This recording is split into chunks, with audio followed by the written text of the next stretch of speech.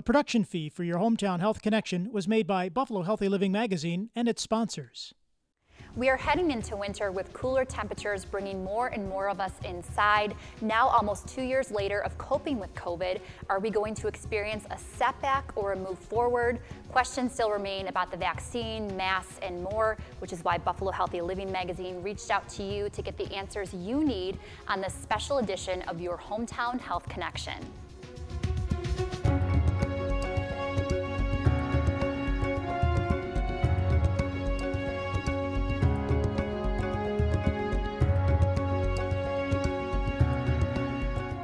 I am Kate Glazer. Welcome to the program. Joining us for the second half-hour program in our COVID Town Hall series is Dr. Raul Vazquez. He is president and CEO of G Health Enterprises and a primary care physician practicing medicine in Buffalo for 30 years. A fellow of the American Academy of Family Physicians, Dr. Vazquez saw a need and opened urban family practice on Buffalo's west side in 1996. And since then, he has created the Greater Buffalo United Accountable Healthcare Network to become one of Buffalo's largest minority employers, serving thousands of patients on Buffalo's west side. Dr. V, as he is known, is also a proud supporter of his Hispanic community and Western New York overall, recognized by Mayor Byron Brown for his many accomplishments. Welcome, Dr. V. We are so happy to have you joining us. Now, back to those questions. If you find out that you have been exposed to someone with COVID-19, what should you do? So, I mean, if you've been exposed, you got to quarantine. I think that's the key point for 14 days. And then during that time, if you develop symptoms, they're usually going to be between 5 days after that. Now, if you have an infection, then you have to isolate. So if you do get symptoms, now you have to isolate. That's a little bit different than just a quarantine. Now, 14 days is a long time to be inside of a bedroom, right? You really shouldn't be around those in your family who are not that don't have it, correct? Correct. And you know, the good thing is if someone is vaccinated at home, you're going to quarantine, but at least you know that there's some protection on board. What are some of the symptoms that people experience when they have COVID, just so they are aware of what they're experiencing? Yeah, fever is the biggest thing that you often see, but cough, shortness of breath, muscle aches are going to be some of the other symptoms that people come in. That's why when you're coming into facilities, they're always asking those specific questions prior to you coming in, because it triggers that this person may have COVID. Now, Dr. V, why is it so hard to get at-home tests, and do you think this will ever change? They're over the counter, and I think the only issue with the test that's being done over the counter is it's an antigen test. So the sensitivity, specificity for an antigen and an antibody are different. So your rapid response, you're going to get better results out of it. And so that's why I've always been hesitant in terms of getting that test done, and it's a 24-hour wait period, where I can have an antibody test in 15 minutes and really have an intervention for that individual. So you're positive, you're gonna go on, basic isolation and X, Y, and Z symptoms. With an antigen test, we don't know. And it's just gonna take that time. We don't have the infrastructure to get that information back to doctors fast enough. So that's where I have a little bit of a hesitancy supporting something like that right now. Okay, and where can you even purchase one, an at-home test? Well, they're over the counter, and so sometimes you're at the mercy of having this stuff being available. Okay. And there's a couple of different brands out there. Wonderful. Where can I get a rapid test without having to pay so much money for one? So people have had to pay $100, $150, I've even heard $200. Where can you go for that? Well, we have at our office 882-0366. You can call. If you don't have insurance or you don't qualify, we do the test for free, because it's sort of like something that we can write off. It's going to be a little bit different. I just don't like the fact that they're charging people $150, $200, $250 when it's a $40 test. And so if we can help in that arena, it's something that we would do. That's so important. That's amazing. Do you know if schools will be performing routine rapid testing on children and staff, and should they? Yeah, so again, if vaccinations, they're coming up with different categories. So if you're vaccinated, you're not going to require that, but if you're not, then you're going to need this rapid testing. And they've already set up systems, so if you don't get it done in a certain amount of time, there may be attached penalties to it. But in the kids, absolutely, we're going to need that because, again, they're the ones that are being exposed that can't be vaccinated right now. You talked about schools. My children are actually in kindergarten. They just started, twins, and they're wearing masks even on the playground. Is that something that you think is a good idea for these kids? Until we get vaccines to them, yes, absolutely. I mean, every form of protection is real important in that age group. Can you explain why when people don't get vaccinated, variants occur and why that means for a more deadly variant? Yeah, so if you're not vaccinated, then you become almost the area where this virus can flourish and grow. And so when it grows, it changes. And as a result of the changes, we'll see more symptomatology. So the initial COVID-19 infections, we had post-COVID syndromes that lasted a little bit. Now, because this is a little bit more in terms of higher viral loads, it's lasting longer. So we're seeing more COVID syndromes that are lasting. These individuals are getting sicker for a longer period of time. So COVID-19, the first variant, is that still around, or is it just Delta? Is there any way to tell? Yeah, Delta, with this COVID, it's the stronger, more prominent sort of spike protein in that virus is the one that kind of evolves. So the UK, all these, the ones in Africa, all of them have been kind of outgrowing each other. And with the Delta, which is the latest one, that's outpacing the other viruses. They outgrow each other.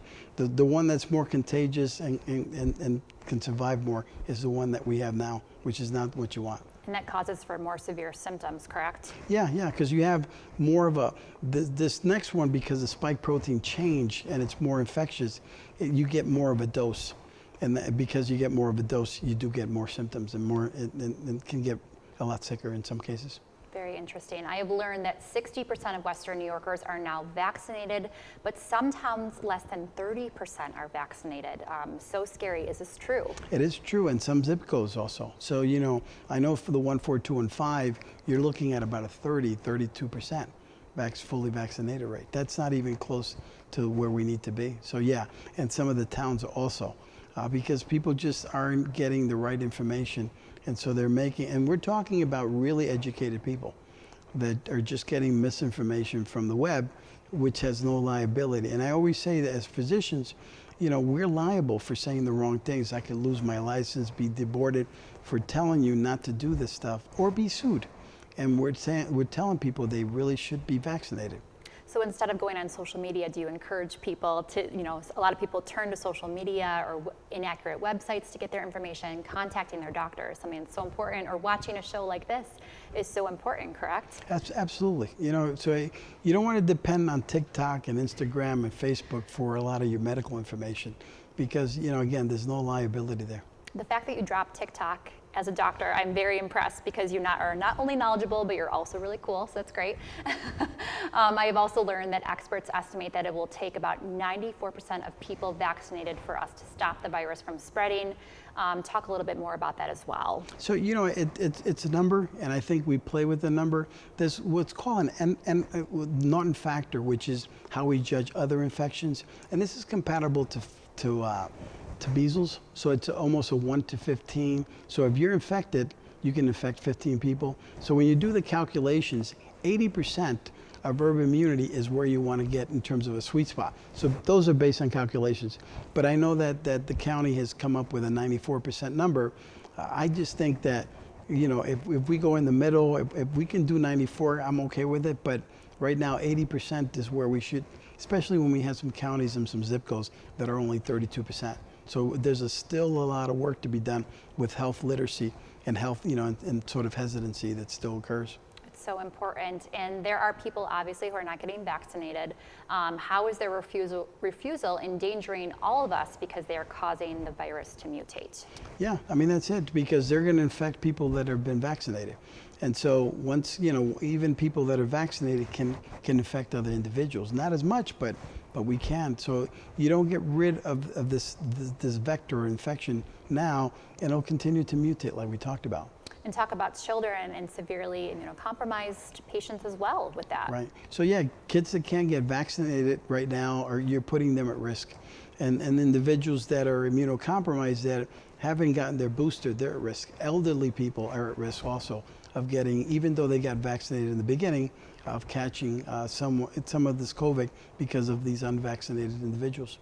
There's a lot of banter back and forth, like we had talked about on social media, and getting inaccurate information from websites. How can we have meaningful conversations with those who may not understand why the vaccine is so important?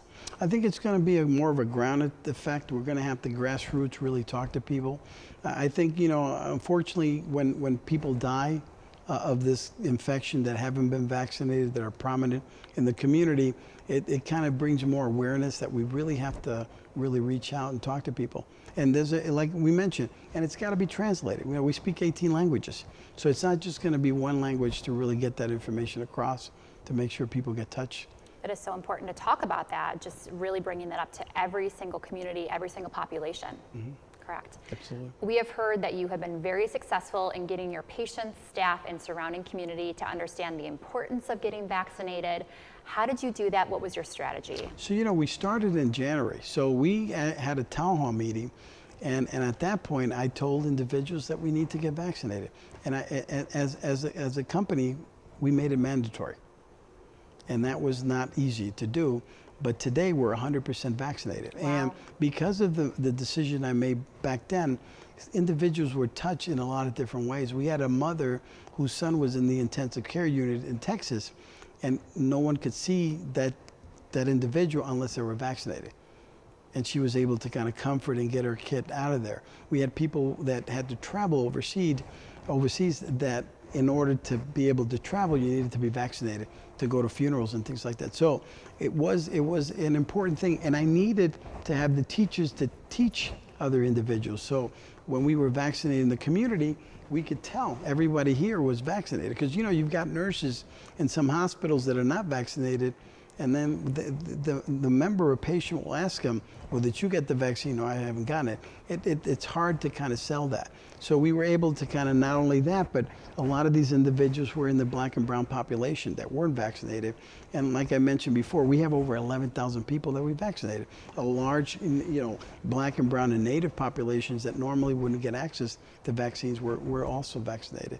But I was the first, and my family was the first to get the vaccine. That my wife, we work in the environment, and that was almost an example that I did it, and I'm not scared, and there's a benefit to it, and then everyone kind of, basically drank the Kool-Aid, as you may say it. So hard conversations to have, but very important conversations to have, like you said. They're essential because I think if we don't set the stage for this, and then you don't believe in the science, then how do you expect everybody else to do what's right? What about people who cannot get a vaccine? Those who maybe are, have a condition that makes them not eligible for a vaccine. Can you talk about that as well? Well, the thing, there's really no reason to not to get the vaccine. We've had people that have had allergic reactions to a lot of other components of the stuff, and we vaccinated everyone. We were all kind of getting ready for, some bad reactions, but that's why you watch people. After the vaccine, 15 minutes, we watch the general public, and people with really bad side effects 30 minutes later. So I think with the COVID vaccine, there was really no contraindication for that vaccine. Okay. We will be back with more answers to your COVID questions. You can connect with Dr. Raul Vazquez at Urban Family Practice, 564 Niagara Street in Buffalo. There are several numbers to note. The general number is 716-882-0366 for appointments in person or online. You can call 716-247-4104. And if you need help with transportation, call 716-325-1403. We will leave this information up on the screen so you can write it down, and of course online at urbanfamilypractice.com.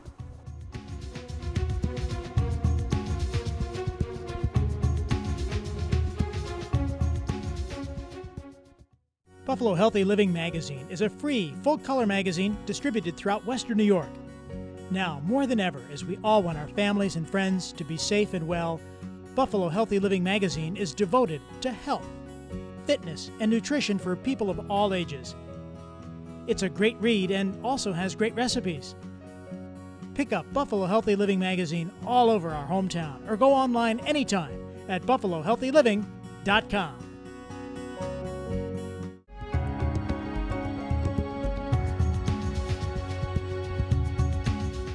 Welcome back to your Hometown Health Connection. I am Kate Glazer. We are continuing our special town hall on COVID with your questions for Dr. Raul Vazquez. Ivermectin is a medication prescribed in recommended human doses to treat infections caused by roundworms, threadworms, parasites, tropical diseases, and head lice. The drug is included in the World Health Organization's list of essential medicines, and despite the fact that clinical trials have not yielded promising against COVID, some practitioners are prescribing it to their patients. People are also purchasing ivermectin from livestock stores in doses intended for animals. Can you talk about what is wrong with this, and is this dangerous? Well, I think the problem here is if people were thinking, well, I just take that and I'll have to take the vaccine. And that's the wrong message to get out there. Ivermectin, in terms of, there's been some studies, there's been some meta-analysis looked at its impact, but again, it's not approved by the FDA. And I think it's an anti-parasitic drug that we've used for years. So, but again, it's not a substitute to the vaccine. And I think that's what's happening right now. People are just thinking that they use that. In vitro, what this did, what it actually prevented the virus from replicating within the cells itself. So that's what they saw in vitro, but that doesn't always apply to the clinical world. So they're looking at it. For now, I wouldn't be prescribing it. Early in the course, when we didn't know what was going on, we were just trying different things during the COVID experience to see what would benefit individuals because we didn't have anything to do. But now, until we know studies, it's not something that people should be prescribing. And you said it actually has not even been proven effective in clinical trials, correct? No, they've looked at it in meta-analysis and they've looked at it, but no, and the FDA hasn't really approved it as a viable, drug during COVID right now. Okay. Is there a way to help learn more by participating in clinical trials, testing treatments for COVID? And if so, where should we look? Yeah, there's clinical.gov. There's a lot of different sites that you can go in and talk to your doctor, because a lot of times there's other systems. We work with Circuit Clinical, and they actually search databases, figure out what trials are out there, and see if people are interested in participating in trials, which can help us learn more about COVID and everything else. It has been reported that local physicians are prescribing ivermectin or Silver Shield to patients to kill the virus, and some physicians have told patients that if they have good T cells, they do not need the vaccine, or that wearing a mask is not effective. One local physician demanded that patients remove their masks in his presence. However, the Board of Pediatrics, Family Medicine, Emergency Medicine, and Internal Medicine have warned physicians that they may lose their certification and medical license if they spread misinformation or prescribe disproven medication. Is this misinformation? And if so, should we report those physicians, and to whom? Yeah, no, I think if someone's actually misleading patients, the Office of Professional Misconduct is someone that if they get a notification will have to follow up. And that would be an agency that should be notified if you're getting all that type of information from individuals, but it's the wrong message. Absolutely. What is preventing hospitals and nursing homes from mandating vaccines? Well, in the past, it was because it was emergency use only. Now it's basically approved.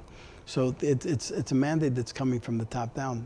People are going to either get vaccinated or they may lose their jobs. Mm-hmm. Our kids have to have other types of vaccines to attend school. Polio vaccines are mandated, so are other vaccines. And why aren't COVID vaccine included in this mandate? Right, before, again, it wasn't approved. Now it's approved. So we've looked at all the vaccination profiles for everything else. It's a mandate. Over 12, we will be pushing this as, in order for you to go to school, college, you're going to need to have that vaccine. And we're already seeing with the college settings, we're going to be doing a vaccination for one of the schools, and because of the timeline, Johnson & Johnson may be what they need in order to meet the deadline. Otherwise, you won't be able to start school. Okay. And do you think vaccines should be mandated everywhere, and why? I think, in this setting, because, we're talking 658,000 people that have died in this country as a result of COVID. We're talking 41 million people that have had COVID infections. That in this setting, we have to change the format. These vaccines are safe, effective. Yes, I believe that we need to mandate them. Those are some staggering numbers that you just said. I mean, that's really important to really talk about this in an open environment and really talk about the details of that, correct? But we lost, 658,000 people. They don't seem like a big number anymore. I remember when we were worried about 50 and 100,000. So I think we got to really let people know the numbers of people that are being impacted by COVID. And every single person that has died has a story behind them and family members that love them. So it really comes down to that as well. Absolutely. Why aren't gyms, restaurants, and other businesses where people are in close contact mandating vaccines as New York City has implemented themselves? I think it's important. I think it's, if you're around someone that's been vaccinated, the chances of transmissions are very low. But so, yeah, I think it's something that we're going to need to continue. Not that we're going to make it real uncomfortable for people that are not vaccinated, but this may be a form of getting people to get vaccinated, because it's getting to the point that they'll just say, you know what, let's just get the vaccine. And I'm hoping that they give up and actually let us vaccinate them. 100%. Vaccine passports, how do you feel about that? Do you think people should be getting vaccine passports? Absolutely. I think, when we started, so I've got mine, we actually have a reader. So you can read to make sure that those passports are correct in terms of the QR code. I think it's going to be really important going forward to at least have a way to show proof that people have been vaccinated. The cards, anybody can mirror those. But with the QR code, you actually it gets embedded, and we have a better way of tracking it. Okay, I had no idea those even existed, so it's really good to talk about that, because some people, like you said, are mirroring it and pretending like they have the card, correct? Okay, and so, I was in New York this past week. Not only that you have to show the passport, you have to have an ID to show that that was you in terms of a license. That makes complete sense. What do you anticipate for the future in terms of mandates for travel? I think, like anything, we're taking this information, it's being stored in a database, and now in our electronic record, we can query. So when we query shots, COVID comes up. So if you had it anywhere, you'll be able to do that. So the same thing's going to happen. When you report to the airport, they may have that information before you even know it. So the COVID ID card will help, but we'll know. And I think it's going to become more of a mandate going around, because other countries will restrict people coming in if you're not vaccinated. You're so passionate about this topic and just helping your community, like you said, understand some of the misconceptions. Why are you so passionate about it, and what do you hope to see for the future for our community? Well, I saw the lack of services, of primary care services in a lot of areas, and I thought that was wrong. But I think what touched me was my daughter. In March, my daughter got COVID. She was one of the first cases. And the whole process of how it affected her really made me kind of take COVID on. So you can't play with my family. So there's an emotional impact as well for you, not just from a physician standpoint, but actually seeing your daughter go through it and struggle today. How is she doing today? She's doing really well, but it took a lot of recovery. She exhibited a lot of the symptoms, and I kind of learned about COVID, unfortunately, from her based on some of the symptoms that she described. And the good thing is it never had, we didn't have a lot of post-COVID syndrome, but she still has a couple of other things that she's recovering from. Are you able to personally tell your story to patients to kind of motivate them to think about vaccinating with your daughter? Absolutely, and she's actually done it herself. So she's actually told people what having COVID it was, and the fact that it really changed her life, and she's seen people that she knew also have bad outcomes. So they weren't as lucky as she was. Well, I'm so glad to hear she's doing better. Thank you, Dr. B, for answering these important questions on your hometown health connection. I am Kate Glazer. I hope we have answered some questions you need answers to. Remember, you can connect with Dr. V at Urban Family Practice, 564 Niagara Street in Buffalo. There are several numbers to note. The general number is 716-882-0366. For appointments in person or online, call 716-247-4104. And if you need help with transportation, call 716-325-1403. We will leave this information up on the screen so you can write it down. And of course, online at urbanfamilypractice.com. Thanks for watching. Stay safe and be well.